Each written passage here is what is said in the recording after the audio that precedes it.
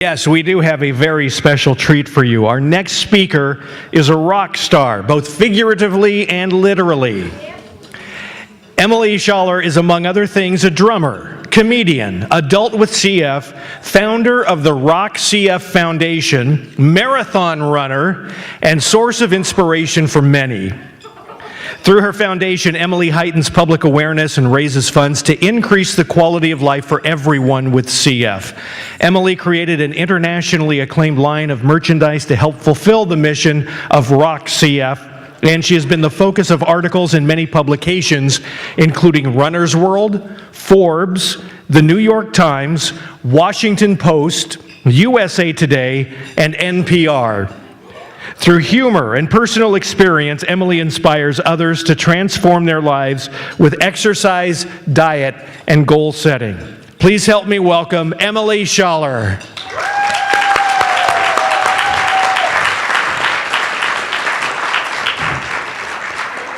You got me?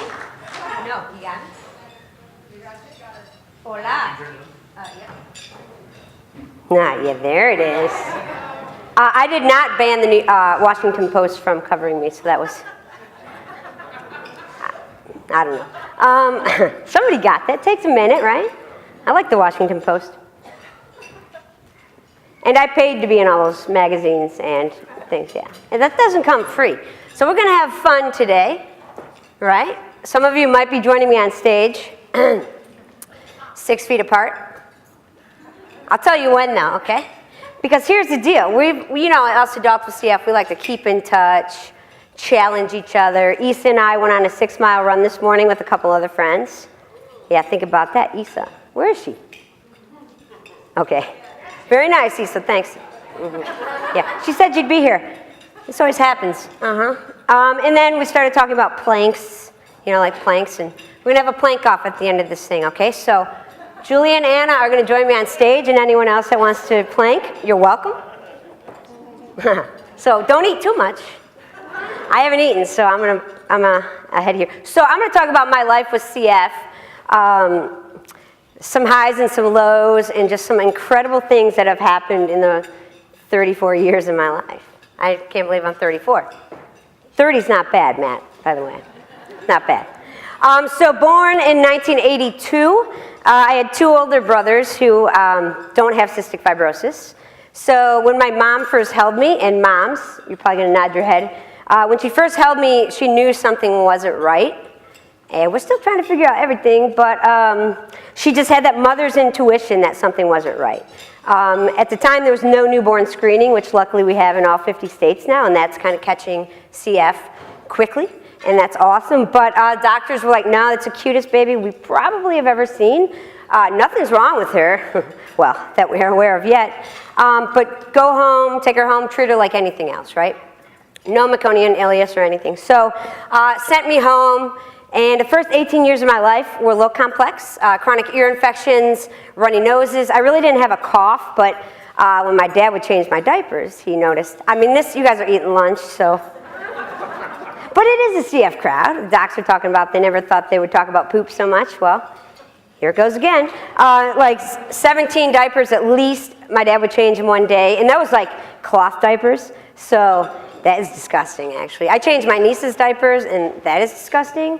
I couldn't imagine doing it with the cloth, but they prevailed. So they had me sweat tested for CF, and the first test came back negative, which probably a few of you have seen that, right? Negative test. So it's not CF because my parents were like, we don't even know what that is. We have no family history. So they were just relieved that I didn't have it because they didn't know what it was. Docs said failure to thrive. So that kind of bummed my parents out. Like they didn't feel like they were doing enough to keep their awesome baby healthy. And then, you know, no diagnosis, right? So we go on living life for the next few months, and then the old rectal prolapse, you can write that down. Talk about it later. Had one of those guys, and they took me to the hospital, put everything back where it was supposed to be. And then I actually got a sweat test at a CF accredited care center in Detroit, and that test came back positive. So getting a sweat test at a CF care center is pretty important. But the prognosis was not amazing in 1983. They told my parents Love her as much as you can. Let her be just like her brothers. Run around, get dirty. She probably won't live long enough to graduate from high school because in 1983, there were no treatments, right? And we'll go through the treatments, and we saw the pipeline a few times this weekend. It's crazy to see the pipeline compared to when I was diagnosed. And some of you oldies out here, Julie, like 0 treatments, right? Just exercise. And yeah, pounding, right? So that's the cool thing about, there's a lot of, and Dr. Quintner, I just love the whole mental health thing that's coming into play, and it's really important, and I'm glad it's finally being talked about. But there was that bonding time with my parents because there were no treatments back then. There were like enzymes, which we still take, and vitamins, and then that was it. There was nothing else except for hand percussions from my parents. And my dad is 6'7". I'm 5'2 3/4". My mom's about my height. She's real cute. But so I tell my dad, like, look, Dad, I mean, you could have given me some height, but you only gave me CF. Thanks. He takes it really well. I lay it on thick, and then I ask him for something, and he gives it to me. So, but it was like he's like a gentle giant. So we would do percussion a few times a day, 3 times a day maybe. And he would lay me down with my head at his feet, and he would just pound and pound like a cute little bear because he's so giant. And then my mom is an athlete, college softball, tennis, and I knew she would, she like whipped, when she was beating me, it was kind of like, haha, this is great, you know, like, Mom, you're doing a great job.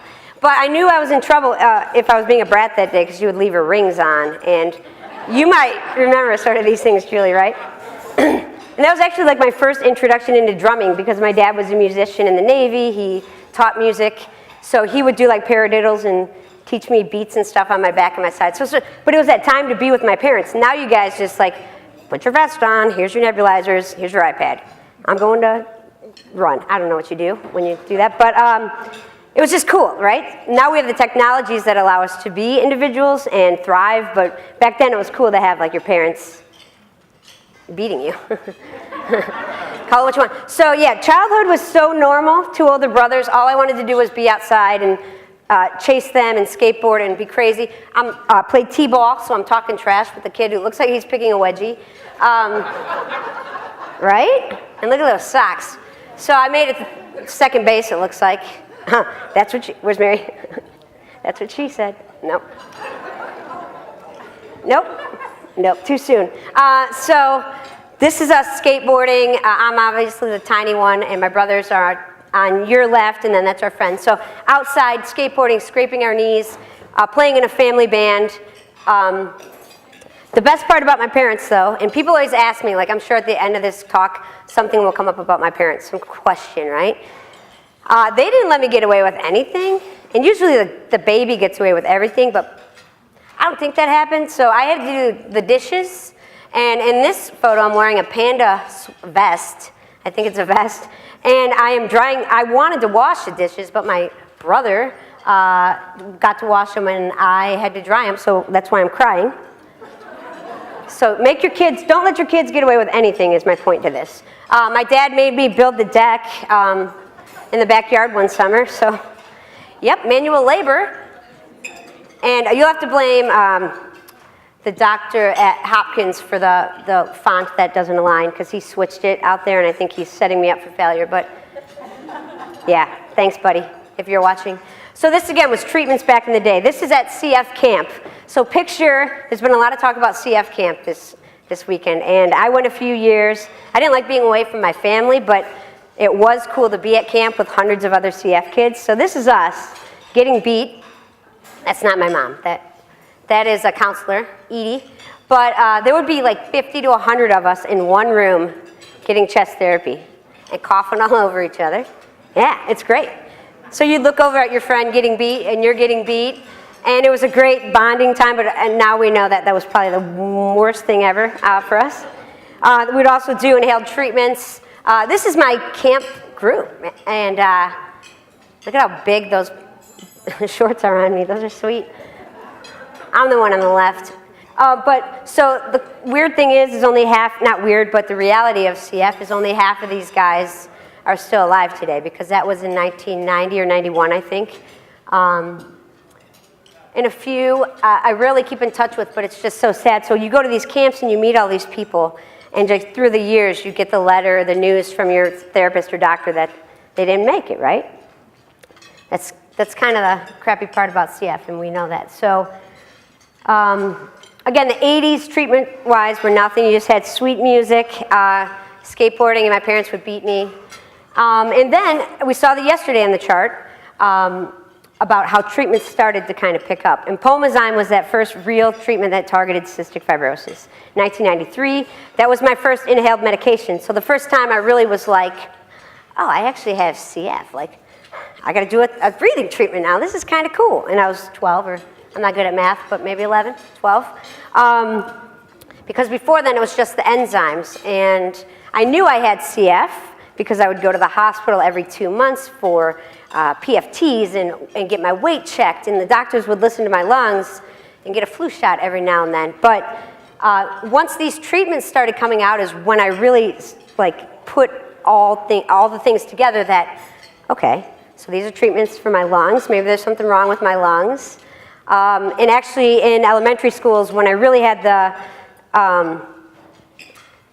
I saw the light. I don't know what I'm trying to say, but reality that I had cystic fibrosis and it wasn't going away. It was when I was running out to the playground to play either football with the boys or the monkey bars. I can't remember, but I started coughing and the cough didn't stop. So that was the first time in my life like, oh, this cough isn't going to go away. I guess this is what cystic fibrosis is. And then shortly after is when these drugs started coming out. So Pulmozyme, Toby, which I was on that trial for years. That was a pretty fun trial. I made bank in middle school. I'd go and they'd just give me a check and I'm like, oh, yeah. But there was nothing cool in the 90s to spend it on, except for Pogs. I don't know. But we see these drugs coming out, and we also see the correlation of median age of survival increasing, which is pretty awesome. Casein in 2013, which I'm on now. Ibuprofen, which I just took some for a headache, but apparently it's good for inflammation. So ibuprofen, I was a part of that original boost to get ibuprofen out there. Unfortunately, it didn't work for me, but I'm happy to hear it's working for others. Hey, all right. And she's never in pain, right? It's great. Nothing hurts. And then azithromycin, of course, is something that we take to help. So things really ramped up. And here's kind of a graph. I did not make this graph because I don't know how to do this stuff. But you can see the median age of survival is increasing with the years that the drugs start coming out, right? And I just honestly can't wait to see this chart in 5 or 10 years because it's getting real exciting out there. And you're going to hear about it. So my CF really didn't start to progress until middle school. That was when my first tune-up was. Because really, I am blonde, so when I was a kid, when my parents were pounding me, I thought they were pounding mucus off my rib cage. Didn't realize that we had lungs in there, so. I mean, my parents were both teachers. The least they could have done is taught me about, anatomy. And my mom taught health, so. Yeah, it took a few years, but I got it now, right? It's 2 lungs, 2 kidneys. I got it. So after that first initial tune-up, if you will, which we call it tune-ups, they started to increase more and more. My pulmonary function started to drop. I was an athlete, and my dream was to be in the NBA before there was a WNBA, which who doesn't love the WNBA? Yeah, okay. I was going to say, let's get those crickets, that cricket sound. But then as my lung function started to decrease, I couldn't keep up with everyone, right? So I was an all-star basketball player like Spud Webb. I could dunk. Not really, but I thought I could. And then middle school, I started to really kind of drop off the exercise train because I couldn't keep up. I didn't play in high school. I didn't exercise in high school except for gym class because that was the easiest class for me, so I took that every year. I invented AP Gym, which is you get a couple extra credits for that because you get to run around and hang out for a while. And my mom was a teacher, so I got an A in that class. Well, I earned it, okay? And I really didn't know once I hit high school what my future was going to be because I would go to these CF family education days and they would always present on, the data, all this stuff and medications and trials, and then they would talk about median age of survival. So being 13, 14 and going to these things and hearing them say like 25, 29, I'm like, oh God. And that's where really the mental illness and mental health thing really starts. When kids have access to seeing this info, it's a little scary, right? And that could really help, not help your brain and kind of plan your future. So I really didn't think I would have a future like I have today, let's say that. So I dreamed of moving to New York, working on Broadway. I love show tunes. Anyone? Hamilton? I listened to it this morning as I was getting ready before the run. I'm still waiting to see it, so if anyone has a connection, I'll be in New York November for the marathon, so. Or we could do a bid, it's like $1,800 a ticket, so if y'all give me $15 each, I could go see Hamilton, so thank you very much. I just love New York City, I love Broadway, my uncles live there, that's where I was gonna go and that's what I was gonna do, right? But I actually stayed at home in Detroit, studied theater for a couple years, realized that I'm just not cut out for school. Like, I graduated from high school. I stole somebody's NHS, National Honor Society things to wear so I look cool. They were my brothers, but I wore them. Who's gonna stop me? Come on. And I just didn't like school. I didn't want to study math. I didn't want to study science. I wanted to just work in the theater, right? So I dropped out of college, and my parents, again, who were both teachers, were pretty pumped about that. Like, great, we raised you really well. This is great. So we had some trying nights where I would come home crying and be like, I don't want to go to school. And their thought probably at the time was, we can't hate you for that because your health isn't great and we're not sure what's going to happen. So they supported me, which was great, and that's what good parents do. They support their kids with money and emotional support. Thanks, Mom. Started playing in a rock and roll band after I quit school. Played drums. And no, I'm not playing drums here. I've been asked about 10,000 times. I'm in retirement right now, so one day you might get to see the Roxy F reunion show. You should all be there. Started working retail, folding T-shirts. That's a picture of the rock band. Folding T-shirts for like the Detroit Red Wings and the Detroit Tigers. Working like 12 hours a day, pulling carts and pulling merchandise everywhere. At that time, my health was really starting to decline. It was not awesome. I was in the hospital so much. Lung function was like 50, 60. I talked with Beth and got help with Social Security. I called the legal hotline. I like your lanyards. There they are. So really, I was in the cycle of CF, and that's kind of what I call it, right? And I just, a couple weeks ago, had this thought like, I think I've broken the cycle that I was stuck in. And it really is a cycle because you get so used to going to the hospital, and it's just the thing, like, oh, I haven't been in the hospital in 3 months. It's probably about time to go. And that was my mindset for like a decade. Like, oh, I'm coughing a little bit more. Should go to the hospital because it's kind of fun there because everyone comes and visits you and brings you White Castle and Slurpees and you get to hang out with the nurses all night and fun. I would still, like, somebody said LOA earlier, so I would get a leave of absence to go play with the band at a smoky bar, and some of the nurses would come. And then I'd go back to the hospital and finish up my night IVs. So, different world back in the early 2000s. Insurance didn't like the LOAs, I'll tell you that much. But I didn't know, again, what my future was going to be like. So I was playing in the band, working retail, getting Social Security disability benefits, like living the cycle, the CF cycle. And then one day I was out in California for my brother's wedding, actually in Watsonville, which is north of here.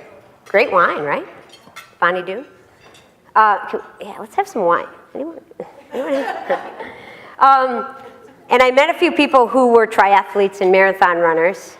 And at this time, that is a couch potato. I think we've all figured that out. I was the couch that the potato laid on. I only ran or did anything active if it was raining and I had to run to my car, or I was freezing and I had to run to the store. Like, exercise was not my thing. Drums, I guess, there's some old videos online of me saying, like, drums actually were my first introduction back into exercise because I'd be playing and playing and playing and coughing like the whole time, like for a half hour just coughing and coughing and coughing. It was a great workout. But I knew there was something else I had to do, and that would be exercise. So This might be where the video is, so let's try and see if it works. Yeah. If this works, I'll be real excited. Excuse the feet. Running, I would probably not be here today. My doctor, he says that like running is saving my life.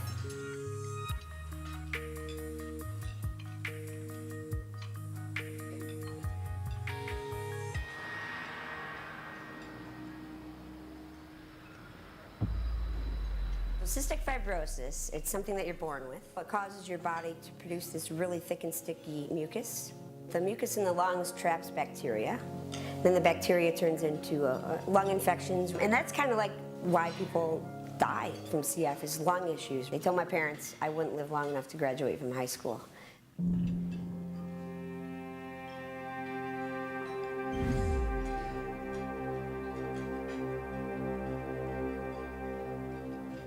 I wouldn't be here today without running. We just run through the streets of Detroit, through the old neighborhoods, and people just want to get rid of them and tear them down, but they don't see the opportunities. That's the way I see life. It's like, what can I do with what's in front of me?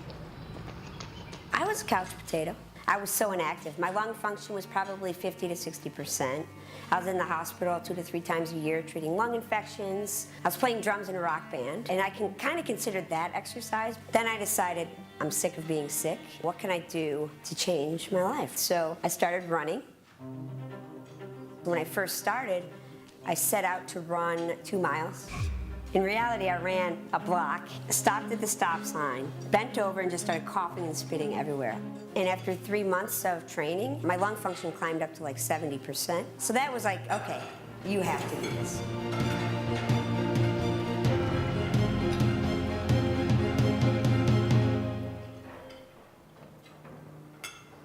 And I don't know what kept me going. I guess I wanted to really prove to myself that I could do it.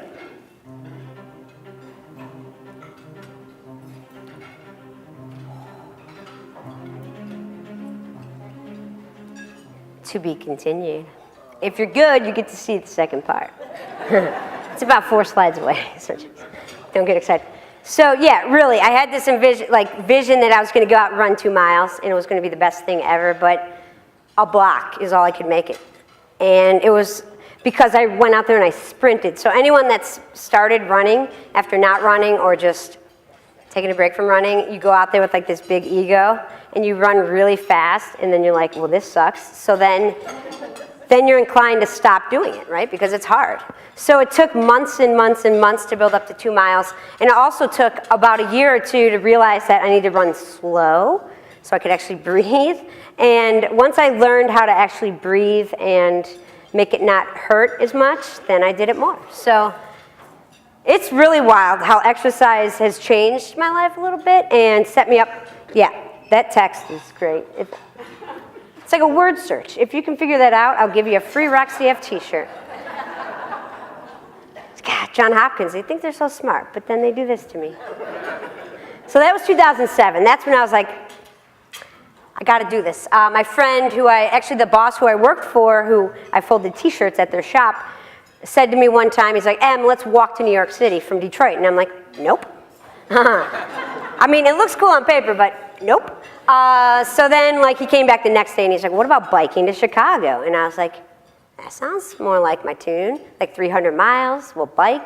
At that time, 20 miles was a huge day for me. 50 miles was the biggest thing ever. And we did that in 2007, right when I was starting to run, right? So my lung function, you'll see that in a little bit, how it increased. But 2007 was the year that I really said, I'm sick of being sick. Things have to change. What can I do? And that was exercise. So since starting to run, I've done, I don't know, 15 half marathons, a half iron distance triathlon. But who was I telling before? That I don't know how to swim? I grew up on an island in the Detroit River, literally, like Gilligan's Island. Well, we didn't get shipwrecked, but so I had somebody swim for me, Scott Johnson, who's from North Carolina. He's had a transplant maybe 10 or 15 years ago. He's like an Iron Man. He's legit. So he swam for me, had a really fast time, and then I hopped on the bike for 56 miles and then ran 13.1 after. That was an experience. Yeah, and then Jerry Cahill and I do these. Oh wait, oh no, this is cool. This is way cool. So yeah, let me go back. That's us dressed like Tom Selleck for no reason. There's a group that runs every Tuesday night from a brewery or Thursday night. So we're like, we're just gonna crash it and all dressed like Tom Selleck. And they had no clue what was going on, and that's what you gotta do. You gotta have fun, right? So that's just a little graph of my lung function before exercise into after exercise. That's just with biking and running. In a short period of time. So it's also when I switched to my adult care center, University of Michigan. It took me 25 years, by the way, to transition, because transition is like the worst thing that I've experienced with CF. Not because I want to do my own treatment. I don't want to do my treatments myself. I was doing those since 12. It was like divorcing a whole care center, like the cleaning crew, the ladies who bring your lunch. Those are all my people. So it took a really long time to divorce them all, and it's very sad. Thank God for Facebook, though, huh? So yeah, life was looking good. This is Jerry Cahill and I. You know Jerry, the old guy with CF, turned 60 this year. You can tell him I said that. We do this bike ride, Jerry and M's Great CF Adventure. We've done it 2 years in a row, 500-mile bike rides. We meet families along the way. We speak at CF care centers, just really to prove, like, he's old. He's biking 500 miles. He complains a lot, by the way, on the ride, so I'll record it next time and release it, like the WikiLeaks. Emmy Leaks. Hashtag that, Emmy Leaks. You on that? Okay. This year we're actually hitting the coast of California. Uh-oh. Don't close your eyes, guys. California, we're going to start in September in the San Francisco area from Genentech, and then we're going to bike through California. I don't know how we're going to do it yet. Well, definitely on a bike, but I don't know. I'm in charge of the route, so that's good. And we're going to end in San Diego. So through September, that's going to be awesome because at the same time I'll be training for my marathon, my first marathon, which I'll run in New York in November. So I'm going to be eating a lot of calories. I'll be running and biking this whole trip. So, yep, bring me some ice cream along the route if you could. Actually, a Neapolitan shake from In-N-Out would be preferred every day. So we talked about, the panel did, which was, you guys were like talking, you're saying what's on my mind all the time, and I try to tell other people with CF this who aren't on Kalydeco or a Cambie or a modulator. Is that a word? Potentiator or right? I pay attention. The thing is, you want to be the healthiest you can be when you start these drugs. And I try to think of myself, like before I was exercising, how I would have benefited from Kalydeco. Would it be as cool as it is now? Because I did start exercising in 2007. I don't know. I assume not. So I was on the phase 2 clinical trial for VX770. And I think I was on placebo because I saw no effect. I was actually had an exacerbation. I was driving to Cleveland, so 3 hours each way every 7 days for this trial, but you got to be in trials. The subliminal message on the presentation yesterday was great. Participate in clinical trials. Yeah, that's what I hit hard at CF Family Days. Get your kids in research. Phase 3 rolls along at the University of Michigan, where that's my current health center. And my research nurse was like, do you want to be in this trial? And I'm like, yes, I do, because I don't know what this thing is. It's like, it's not a breathing treatment, or it's not like Toby or Caiston. I'm like, this can't be anything cool. It's just a pill. So pills are pretty lame. It was another zinc tablet. Like, what? That's real beneficial. So I was kind of like, yeah, just give me this stuff because whatever. It's a pill. I'll take it. It's easy. And then I started doing research. Well, first of all, within the first 4 days of taking this stuff in the phase 3 trial, I was walking down the street, kind of like this, with my brother in Florida, and I stopped and we were like talking, and I took a deep breath at the corner, and I was like, and I was like, I've never been able to do that in my entire life, ever. Like, take a deep breath, let it out, and not have any repercussions, like coughing or coughing.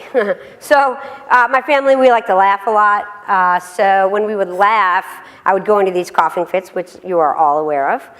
And your laugh, everyone's wrapped up their laugh within 15 seconds, and you're still going strong at 10 minutes, like catching your breath, coughing, spitting, working it out.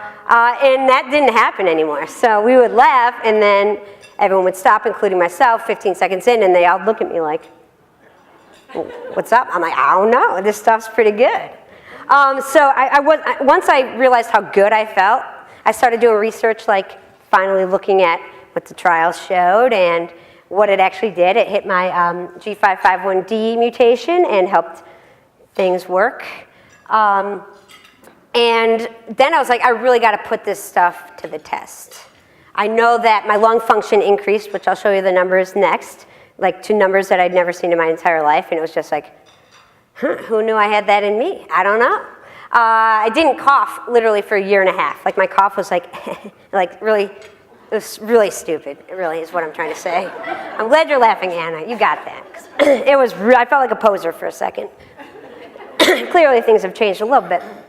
My sweat was way less salty. So when I go on these 100-degree day bike rides, you wear black bike shorts. Who doesn't love spandex? And they would be gray by the end of the ride because the salt would coat them, right?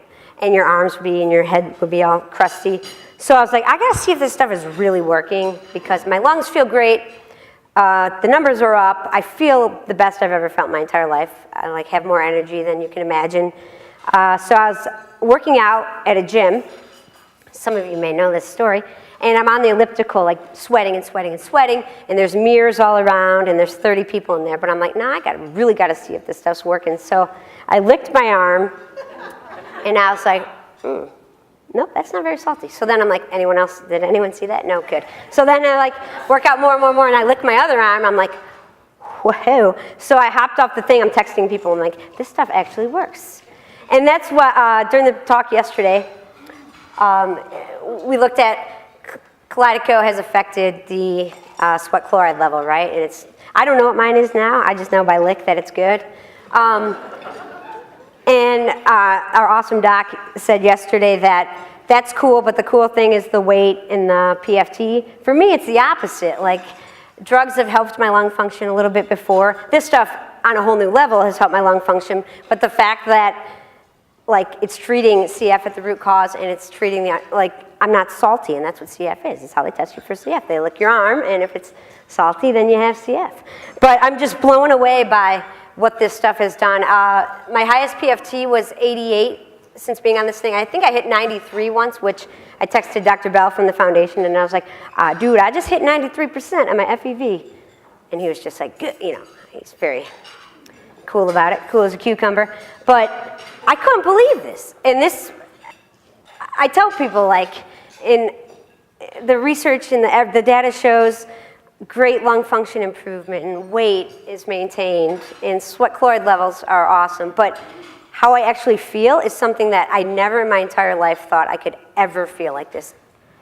Ever. Like, ever. It's like you can't even imagine this stuff unless you've been on it. It's insane, and it's a pill, right? So if we get some more pills in the house, I'm in. Actually, let's talk about that cannabis pill. Where's, what about it? You got any on you? I got a long flight tonight, so. You got some? Oh, Julie, okay. Yep, next slide. So we go back to these dreams, and it, like you guys knew, I was working retail, playing drums in a band, but once exercise started coming into play and I noticed how good I felt, I'm like, I gotta spread the joy. And Jerry Cahill, I've never told him this, but he's the inspiration for me staying active after I took like the leap. I did a podcast with him in New York, 2005. We both look really ridiculous. Please don't look that up. It's when I first started, and after talking with him, and he was like, 49, maybe 50. He was doing so well, and I didn't even know he was on the transplant list until like he got the transplant, because he's so humble about it. Like he doesn't, I don't know, it's weird. But he is my inspiration to keep going, and being able to ride with him every year is so cool that you can ride with your hero. And today I ran with one of my heroes. It's just so cool that we're, you know, adults now, and we're getting old and gray hair, and this is something I never thought would happen. And it's because of the research. It's because of pharmaceutical companies and the CF Foundation and CFRI, of course. You guys are ridiculous. And I've gotten to know you guys this year. I'll be back next year. Lagunitas. Lagunitas around. That's right. Can Roxy, this is what I'm thinking. Roxy hosts we had the wine yesterday. We'll do the Roxy beer lounge. Count me in. You guys have all heard it. Tell me how much you need. I'll be taking donations outside. So, flash forward to my life has gotten really amazing since I was able to qualify for Kaleido and have a life that I never dreamed of. I always, again, wanted to live in an apartment and never buy a house because who knew how long I was going to be around. In December, I bought my first house. Yeah, that's it. I love my cute little house. And 2 months of living there, a pipe burst in the kitchen and $20,000 worth of damage. And I didn't have a kitchen for 16 weeks. So I do have a kitchen now. Home ownership is awesome. The insurance guy was like, yeah, most people never use their home insurance. I'm like, yeah, I've been here 2 months. Great, it's awesome. Now I do love my house. I have to cut the grass. I have to pull weeds. I have to do adult things, shovel snow, which you guys don't know about. But it's like I'm actually an adult, and this kind of proves it. I got my own puppy, Uschi die Wunderhund. She's German. She's the best. So I am interested. Where's Dr. Quintner? She probably bailed on me. Yeah, great. Anyone else got to leave? So, just kidding. On the emotional impacts of pets. So I've grown up with dogs my whole life, but this is like my dog, and she's my dog. Yeah, she's my dog. My life is so crazy. I'm so happy from just a dog. Like, can everyone with CF, allergies are overrated. There's a quality of life versus something on paper. So, Julie, you have 5 dogs, and your life is amazing. Yeah, they're the best. But like having your dog, she comes to work with me every day. She's supposed to be running with me, but she gets real tired. She's lazy. But don't tell her I said that. She's on vacation right now with my mom and dad. But it's so cool. So I'd like to see some sort of study on how pets can improve your life. 2 nieces. What's cuter than kids with dogs? Nothing. So those are my nieces. The one on the left is 7. She called me this morning on FaceTime to tell me she ran a mile without stopping. And I was like, yeah, girl. She's cute. The other one's maybe a little bit, I don't know, Lucifer. She's insane. She's awesome. You can relate to Lucifer, right? The 3 kids? Your kids are, no. They're great. And there's a 3rd one on the way. So the 3rd one is coming the week of the New York City Marathon. So my parents will be in New York with me, and I'm sure my sister-in-law will have the baby probably at 10 a.m. when I start the marathon. It's going to be great. Nothing like stress. So I'll give you part 2. You guys have been great. So I'll give you part 2 of the video. We'll go on with life here. Another foot shot, so. I wouldn't be here today without running. That's why I keep running. So now I have to not only run for CF, I have to run for my future and my future health, which nobody ever thought we would need to do.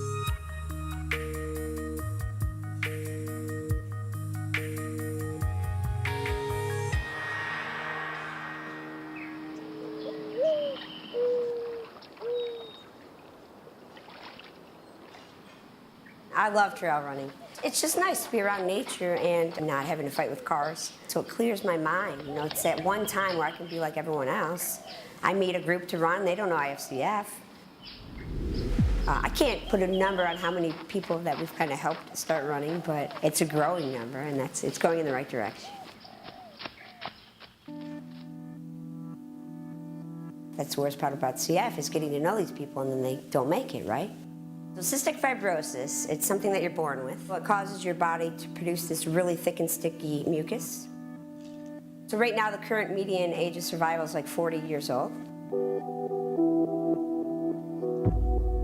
It makes me work harder in my own life. 2007, I established the RockCF Foundation as a nonprofit. And my whole thing is awareness and positivity. And if I can do something I love and change people's lives, I'm in. The RockCF Bubbles and Bow Ties is an awesome new event that we started to create a bunch of awareness about CF, bring people together. That's the coolest part is I get to connect with these people and they actually trust me. And they're like, well, let's ask Emily. Okay. all of us are doing so well. Exercise is like really good for us. And I'm the healthiest I've ever been in my entire life. My lung function's 88%, which is the highest it's ever been in my life. So now there's a lot of research and studies going on to see if we can track down an appropriate way to prescribe exercise as medicine.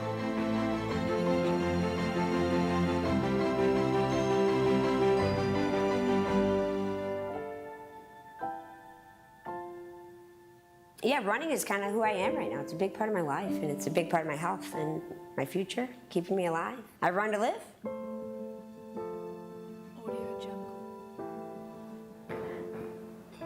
The evil thing about this is they shot that video the morning after Bubbles and Bow Ties.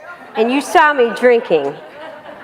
So I look a little rough in the video, so real life, that's like the Emily Raw.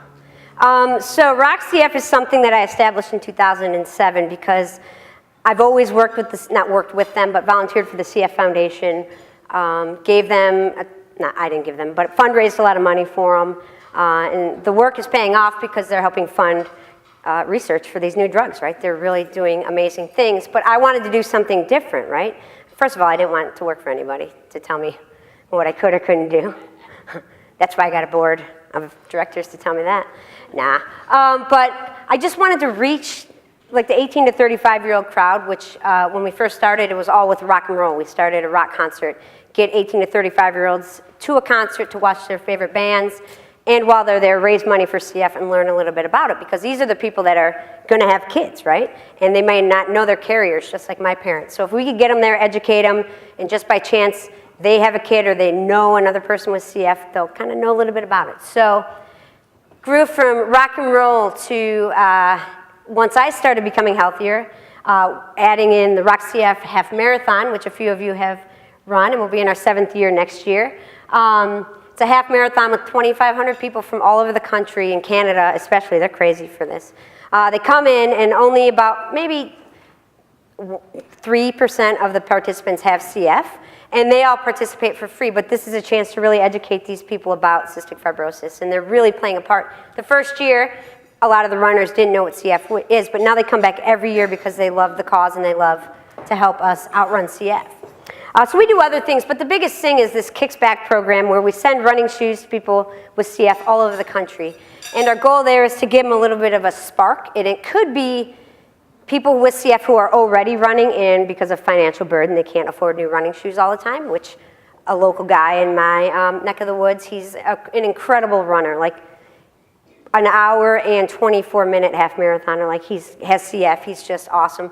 And I just send him shoes because he just needs shoes and he can't really afford the shoes. And then the other side of the coin is people who maybe haven't exercised in 10 years. We can kind of send them these shoes, give them a little hope. And the stories in the, I mean, it's crazy. This year alone, we've sent out 180 pair of running shoes, I think. It started with Christmas a couple years ago to send out a few pair of running shoes. And then we're like, why do this once a year? Why not make it a program, right? So we also register people for a race of their choice. And we have registered people with CF for marathons, half marathons. The coolest thing is people who we register for their first 5K. And they're going to run, walk it. But it's their first 5K. It's their first chance to really own exercise and own their life. That's the biggest thing, is empowering these people to realize, just like I learned and broke the cycle of being sick and in the hospital, that if I just exercised and did more for myself, sure, I was doing all my treatments like I was supposed to. If you watch that Genentech video, you'll find out that that's not the case. But these are things that you have to grow up and figure out. And for me, exercise really has changed my life. And it's a chance for me to help others with CF and their families, especially because you see, a question I get at these talks all the time is, how do I get my kid to exercise? And I'm like, no. That's the wrong thing. You don't get them to do anything. You do it with them so they learn that the importance of it, and they do it. Kids want to be like their parents, right? They emulate you. Oh, I did my parents. They're amazing. But if you can instill exercise in them at a young age, or go through a lifestyle change, which I did, and sometimes the families need this, that's how they're going to do it and keep going. And we'll give them running shoes. So this is like the last slide that I like to show, and it fits in with this whole weekend about, like, the median age of survival is now up to 40, 41. It's only going to get higher because of drugs like Kalydeco and Orkambi and 5 minutes.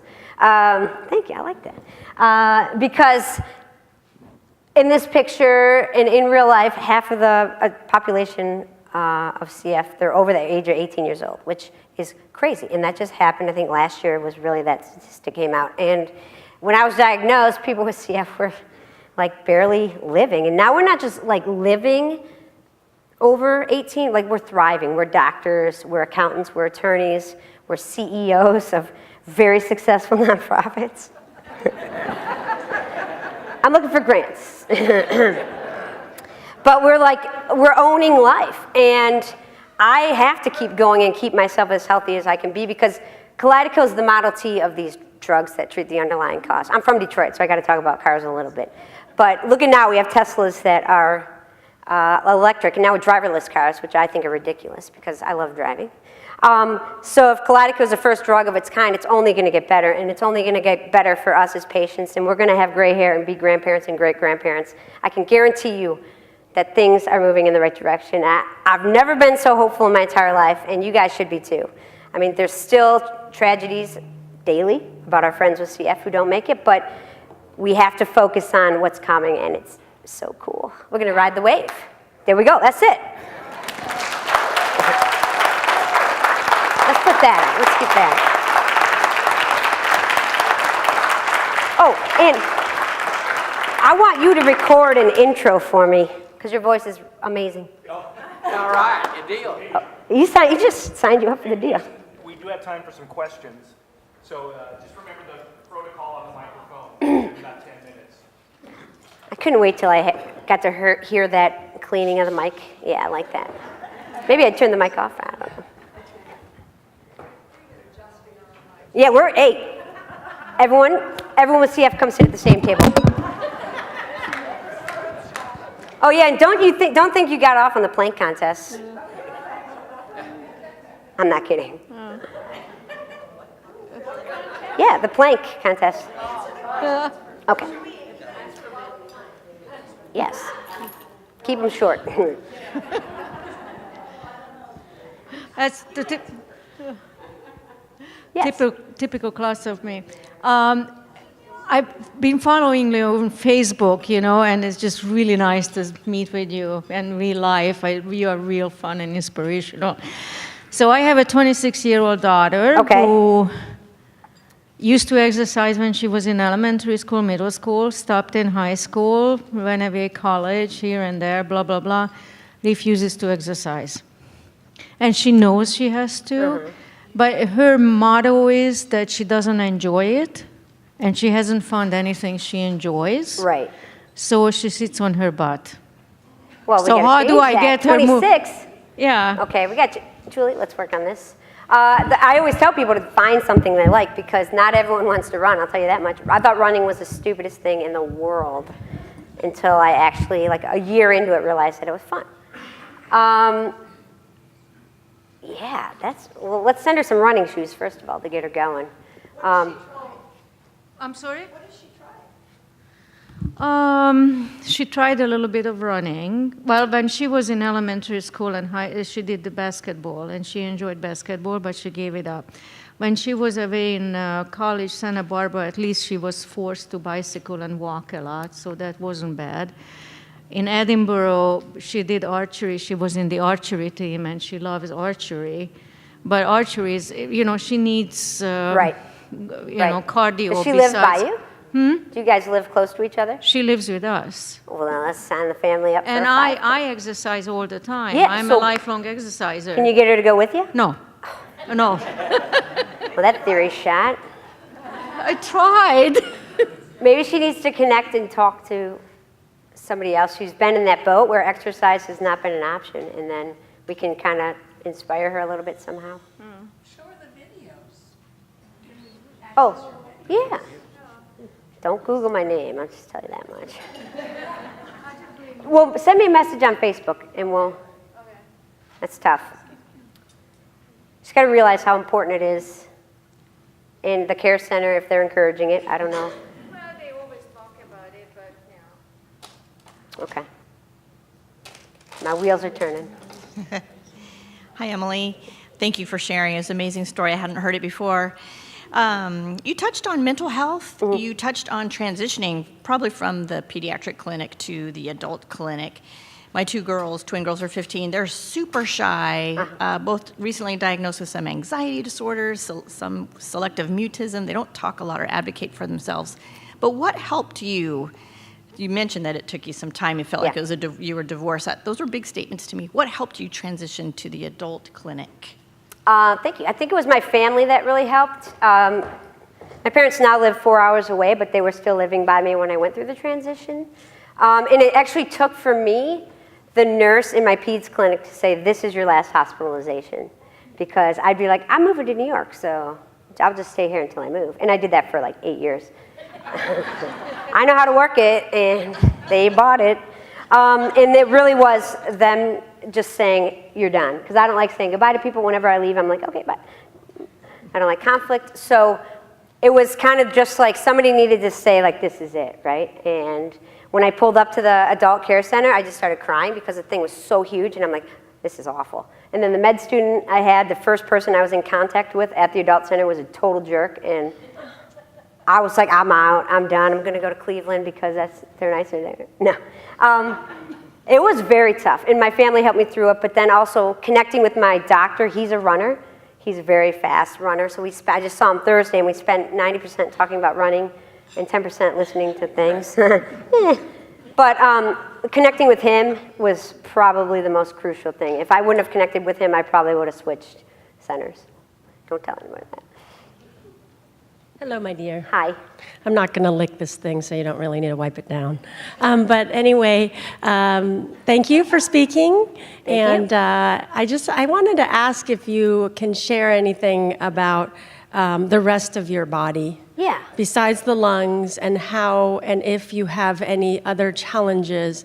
We talked a little bit about, even running is pretty impactful for the body. Mm-hmm. How do your joints, muscles, posture, as well as if there's diabetes, if there are other issues that you overcome to be able to run marathons? Yeah, that's an awesome question. I always talk about the lungs, and that's what everyone concentrates on, but sinuses, I'd be interested to hear like a sinus or an ENT doc talk at one of these things and just really get their thoughts. So sinuses alone, before Kalydeco, I'd have like 15 or 16 sinus surgeries.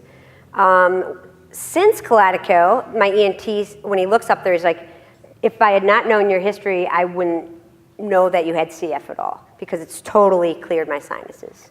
Because there are some crazy things that used to come out, like broccoli, like legit broccoli. I'm like, I didn't know that was up there. Digestion, so I have a lot of distal intestinal, or DOs, right, so the blockages. I would drink Go-Lightly maybe every 3 months, which was awesome. So talking about that colonoscopy prep, I'm very familiar with that. And so there's a high incident of osteoporosis and osteopenia with people with CF. So I have osteopenia, and twice I've had femoral stress fractures or stress reactions, which have like stopped my running for months. And I was on Fosamax for that, but a side effect of Fosamax is femur fractures. So I don't understand science sometimes. So we cut that. My doc was like, running is more important than that. And actually running and impact helps build muscle strength, right? So yeah, I've kind of experienced it all, gallbladder issues, appendicitis, which everyone told me for years that it was DOS, but no, it was appendicitis, which, that's a common thing, is to get that misdiagnosed. But yeah, it's like head to toe, right? Joints are good. Achilles issues due to Cipro, which they're finally labeling that more strong, which is cool. Levaquin and Cipro can damage your tendons, which happened to me on a bike ride. When I was getting ready to bike across the country to the Ellen show, my Achilles broke. But I got a Vespa and rode that instead, so that's cool. So you just have to adapt. But yeah, it's been a head-to-toe experience. Yes. Oh, this is an all-star lineup. I hope you all realize, like I was telling somebody yesterday, there's a running shirt out there that says like Paula and Dina, and it's all these famous women runners, right? And it's just a shirt. It says their name and their name. And so yesterday I posted like Anna and Anna and Beth, I put everybody's name on this list, and it was, you guys are like the all-stars of the CF world. So parents, you should really, honestly, you're in the presence of some pioneers. Pioneers. And I hope you put your name on there. I didn't. You should, but add that later. Nope. I'm very pro breathing treatments. Yeah. And so I'm wondering if with the Kaleido, you've reduced your breathing treatments or changed them? Right, that's a good question, and I always forget to talk about that. So I'm still on Pulmozyme. I still culture Pseudomonas, so Casein is in my mix. I never had to do any bronchodilators because they made me worse, which is cool. So not cool that it makes me worse, but cool that I don't have to do these treatments several times a day. But yeah, I have not dropped anything because where I was before Kaleido and where I am now, there was still lung damage and bronchiectasis and all this other gunk. So I'm still on do the vest, still on my routine, same routine. I'm sorry? Interesting. Hypertonic saline was my favorite drug of all time. It was great. I loved it before Kaleido. Since Kaleido, and during the trial, you couldn't be on hypertonic saline because of the salt. It messed with the sodium chloride, everything. So I was off of it for years, and then I restarted it after an exacerbation on Kaleido, and I noticed hemoptysis was like rampant, like big time. So I took a few years off, and just last month tried it again, and just hemoptysis right away. So I think it's because I don't have as much mucus as I did. It's just like. Did you have hemoptysis before Kaleido? No, only once or so. Yeah, it's weird. I'm a bleeder these days, but day-to-day life's great. Just get scared every now and then, and yeah, brush it off. What's a little blood? Thank you for joining us. You got it. Maybe next year there's a little more formal running group. That's what I'm saying. We had 5 people run this morning. Yeah. We'll do that, yeah. Yeah. I'll sponsor that. I'm sorry? We're going to do the beer mile, actually. How about this? We drink a beer, run a quarter mile, drink a beer, run a quarter mile, drink a quarter mile. And whoever can go the longest wins the conference. I'm going to sponsor that. I'm there. We're basically here to party, so if you guys need a little party, just come to the Roxy F room. So you sort of touched on this when you said there's still bronchiectasis, et cetera, but did you have sort of pre-Kaleido MRI, CT, whatever, and now post that you can compare to see if any scarring has changed, diminished? No, I want to see that, but I don't think my care center actually cares about me. Really? Mine doesn't either. I've never had an MRI or CT scan except for my sinuses and my gallbladder. I've never, like, it takes like pulling teeth to get them to do a glucose thing to make sure I don't have CFRD. Again, they don't care about me. Everyone else gets it, standard of care, but no, so I would be super interested. And my x-rays still show like situations up there, but no CT or MRI. Maybe you guys could call my doctor, or I could switch. So maybe that's the last question.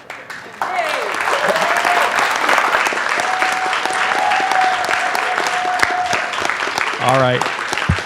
Thank you, Emily. All right, in just a moment, I'll turn the microphone over to Sue, but before I do, I want to remind you to turn in your evaluations